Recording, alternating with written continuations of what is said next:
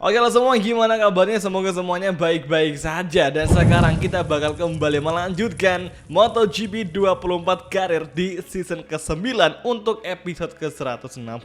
Dan sekarang waktunya kita balapan di MotoGP Spanyol, tepatnya di sirkuit Jerez. Dan sementara waktu di klasemen, Rio masih menjadi pemimpin puncak klasemen dengan 84 poin atau unggul 3 poin dari Fabio Quartararo. Apakah di race kali ini Fabio Quartararo bakal comeback dan menggeser Rio dari puncak klasemen, guys? Let's see. Singkat cerita, sesi kualifikasi telah usai dan Fabio Quartararo meraih pole position. Sementara kemarin ini berada di tempat kedua dan Rio melengkapi barisan depan. Dengan hasil ini ada indikasi atau cikal bakal bahwa Fabio Quartararo akan meraih kemenangan di MotoGP Jerez dan comeback di puncak klasemen. Apakah itu bakal terjadi? Ya, let's see nanti di race-nya apakah bakal ada perubahan dari Fabio Quartararo. We're back again for the start of the sprint race.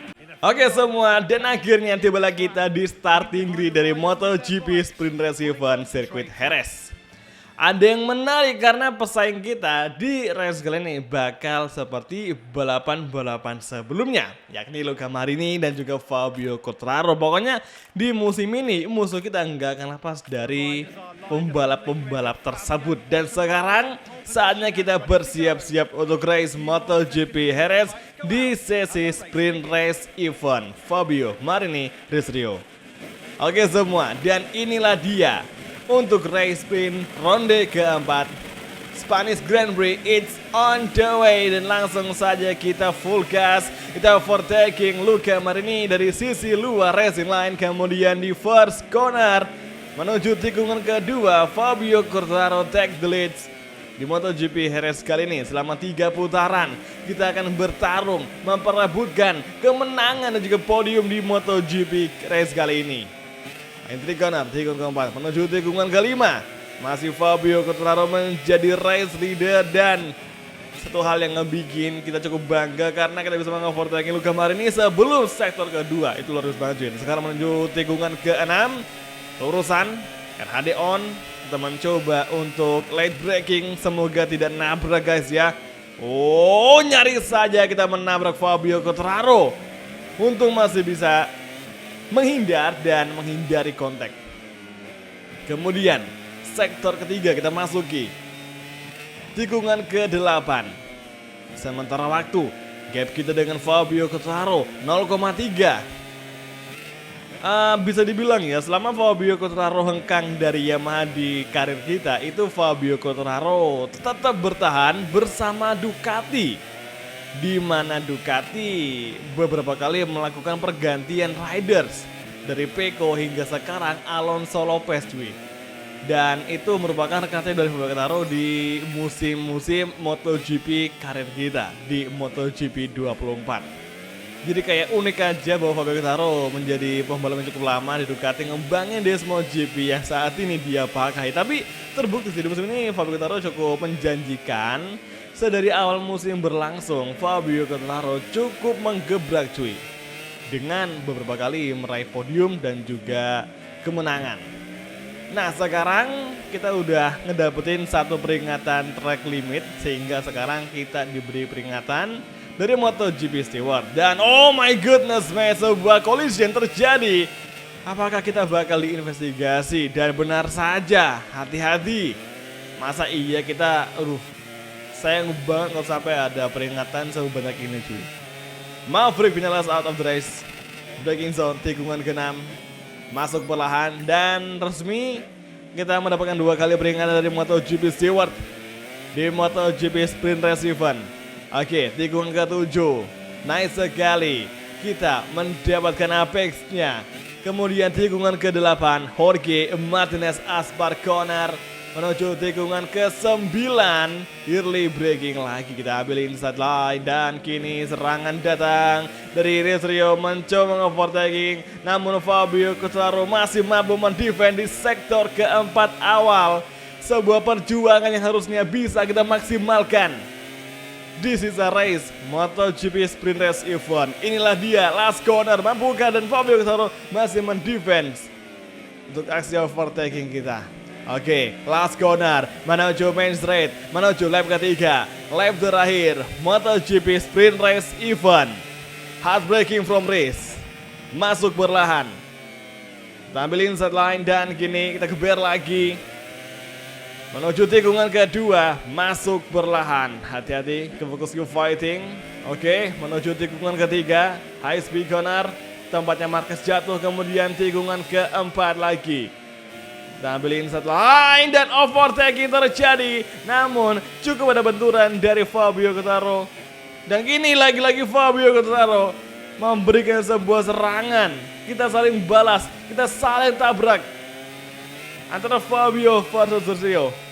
Perebutan posisi pertama yang sangat epik di MotoGP Jerez Sprint Race Event. Kali ini di tikungan ke-6, Dani Pedrosa corner. Full gas lagi menuju tikungan di depan. Inilah dia, dua sektor terakhir yang harus bisa kita maksimalkan untuk mendapatkan kemenangan di MotoGP Sprint Race Event. Let's go guys. Sprint hampir usai dan satu sektor lagi yang harus bisa kita maksimalkan. Tikungan ke-9 menuju tikungan ke-10, entry corner. Dan inilah dia, satu kesempatan tersisa. Kita coba overtake glass corner seperti manuver Lorenzo dan juga Marquez atau Rossi Gibernau. Last corner, here we go. Kita serang Fabio Quartararo. Bisakah? Dan masih belum bisa. Fabio mendefense sangat kuat sehingga sekarang sangat mustahil bagi Yamaha mengalahkan Ducati di lurusan. Dan benar saja belum kesampaian, tapi nggak masalah. Yang penting kita udah finish kedua, yang berarti kita naik satu posisi cuy dari sesi kualifikasi kita. Dan Luca Marini di tempat ketiga. Oh, Alonso Lopez mampu finish di urutan keempat dengan Desmo GP 24 cuy. Ini gokil parah. Ogura kelima dan Pecco Bagnaia finish ke-12. Oke, tinggal satu race lagi di ronde keempat ini yakni di Jerez Event. Semoga aja ada sedikit keberuntungan yang bisa kita petik nanti di race utama. Kalau gitu langsung aja kita cek di perolehan poin sementara setelah balapan Sprint Race Event. Dan ternyata poin kita lagi dan lagi sama persis dengan Fabio Quartararo. Fabio ke-1, Sergio ke-2. Langsung saja menuju ke sesi main race event atau race utama. The teams are on the track ready to welcome the top three at the end of that fantastic sprint.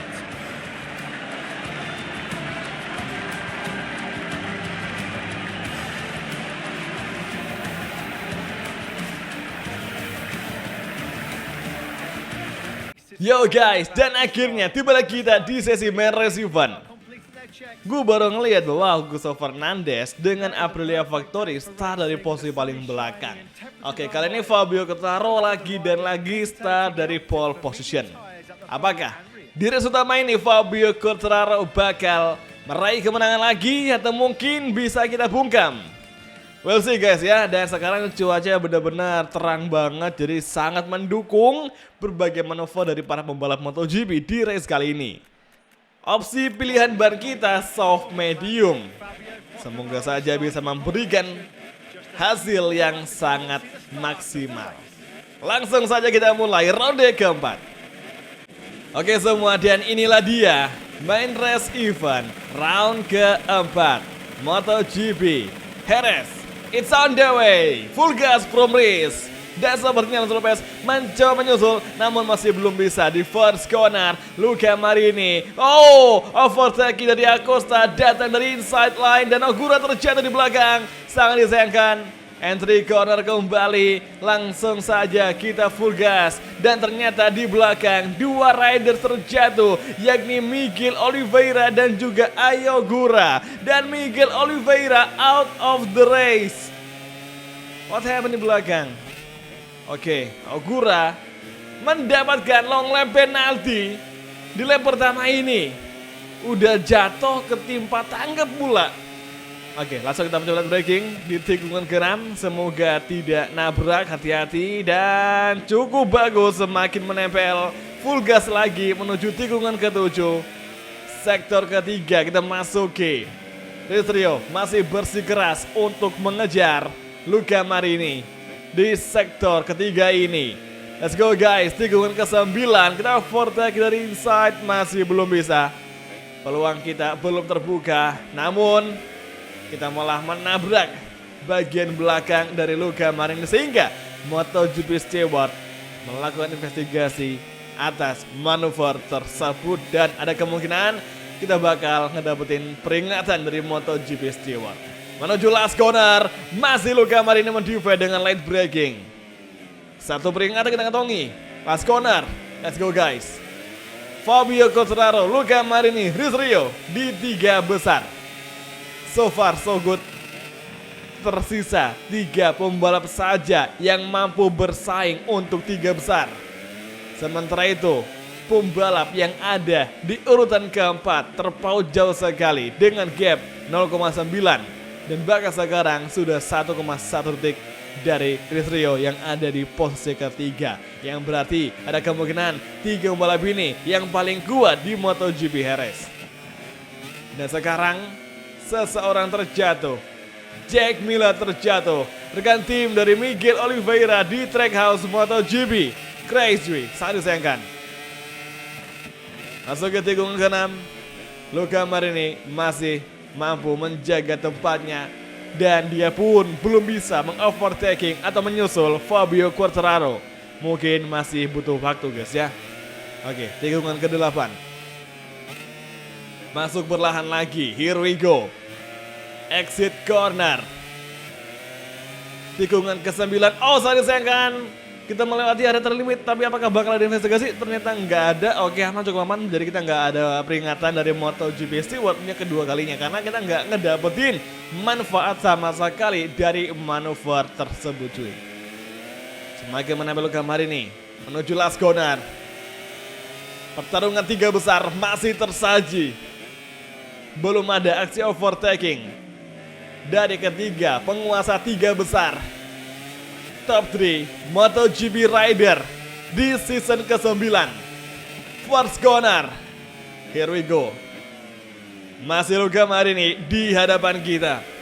Exit corner. Gue bakal coba tuh ngelakuin manuver overtaking di lap kayak ini. Semoga aja bisa terjadi. Dan kalau udah kita fokus kepada Fabio Quartararo. Lagi dan lagi seseorang terjatuh, namun tidak ada notifikasi yang menyebutkan pembalap siapa yang jatuh. Oke, Rins Rio menjadi fastest lap of the race. Kita nggak pakai RHD karena gue rasa RHD di kali ini cukup percuma, nggak terlalu ngefek cuy kepada kecepatan dan juga efek downforce ketika exit corner. Langsung saja kita mau overtaking. Luca Marini dan masih saat masa kembali, masih bersandingan, battle lagi di race kali ini di sektor ketiga, tikungan 7, tikungan 8, masih Luca Marini mampu late braking. Kita nggak berani late braking di tikungan tadi cuy, resiko crash terlalu besar. Dan sekarang di tikungan ke-9, oh Luca Marini membuat sebuah pertunjukan yang sangat epic. Exit corner, sektor keempat kita masuki, dan inilah dia. 3 tikungan terakhir sebelum last corner. Luca Marini melebar. Exit corner. Langsung kita overtake dari inside line. Bisakah? Masih belum bisa. Dan Luca Marini melebar. Kita ambil alih di exit corner. Finally, Fabio Quartararo, Rins Rio mampu mengovertaking Luca Marini di exit corner tadi. One step closer menuju posisi pertama. Dan sekarang terpantau gap kita dengan Fabio Quartararo 0,7 detik. Dan gap kita dengan Luca Marini 0,5 detik. Gak tahu Luca Marini yang ngelambat atau gimana. Yang jelas saat ini Luca Marini itu mengalami penurunan performa. Masa iya baru 2 sektor berjalan aja setelah kita overtaking.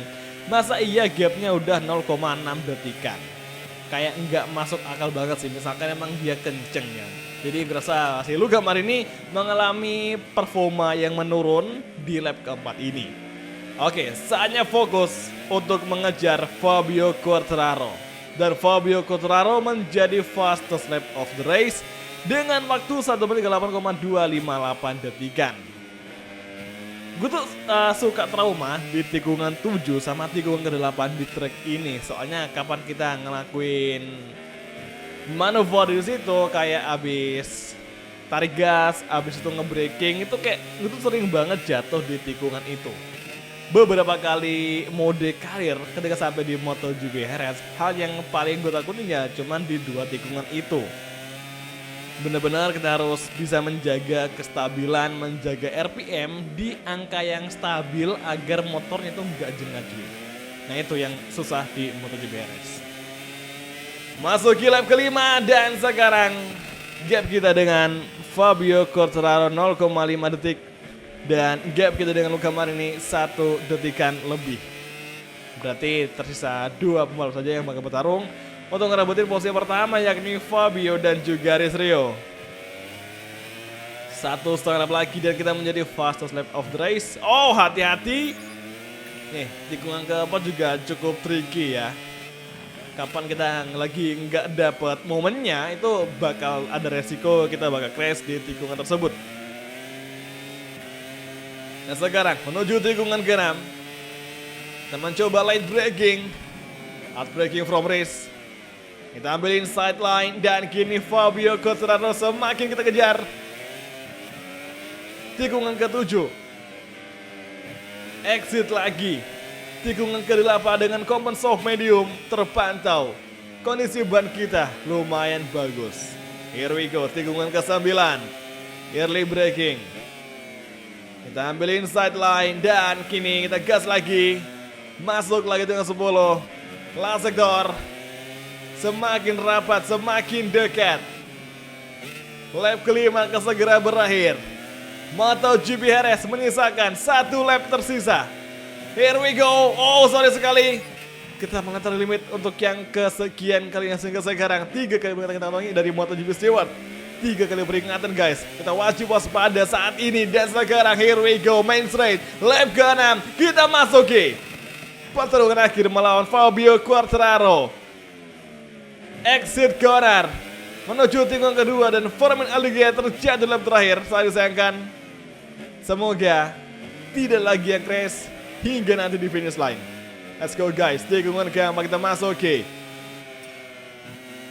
Semakin dekat, semakin Rizrio berpeluang besar untuk menyusul Fabio Quartararo. Inilah dia saat-saat terakhir di lap terakhir MotoGP Spanyol, MotoGP Jerez, round keempat. Here we go, menuju braking zone, tikungan ke-6. Hard braking from race. Kita masih menekan Fabio Quartararo. Semakin rapat dan inilah dia momentumnya. Hampir saja kita overtaking. Kemudian yang ke-7, masuk lagi. Dan sepertinya Fabio Quartararo terjatuh di depan kita. Sangat disayangkan, Fabio Quartararo terjatuh. Balapan menyisakan 2 sektor lagi, namun keberuntungan tidak berpihak kepada Fabio Quartararo. Seperti yang gue bilang di lap-lap sebelumnya bahwa tikungan 7, tikungan ke-8 di MotoGP Jerez itu sangat rawan sekali. Dan terbukti Fabio Quartararo dan juga Ducati terjatuh di tikungan tersebut. Oh my god, dan kita berhasil menguasai race leader di MotoGP Jerez. Dan di last corner, inilah dia pemenang MotoGP round keempat, Rizrio dari Indonesia bersama Yamaha M1 Galoises MotoGP. Wih, selebrasi yang berakibat fatal cuy. Nggak apa-apa jatuh di finish line, yang penting udah meraih kemenangan. Dan ya akhirnya bisa kalian lihat Fabio Quartararo meskipun dia jatuh, tapi dia masih bisa untuk finish podium saking jauhnya gap antara pembalap 3 besar ke pembalap nomor 4. Sementara itu di posisi paling akhir diisi oleh siapakah? Let's see, dan Miguel di posisi paling akhir. Namun dia terakhir karena dia jatuh bersama dengan Jack Miller dan juga sama si Fermin Aldeguer. 3 riders not complete alias out of the race. Dan di klasemen, Rizrio kembali menguasai puncak klasemen dengan unggul 9 poin dari Fabio Quartararo. Race masih ronde keempat, masih banyak race yang akan kita lakoni di musim ini. Ya semoga aja di next round MotoGP Le Mans Semoga aja hasilnya bisa lebih baik lagi dan duelnya lebih seru lagi. Kalau gitu, terima kasih nonton dan sampai ketemu lagi di video MotoGP gameplay untuk episode selanjutnya. Thank you, bye dan ciao guys, sampai jumpa.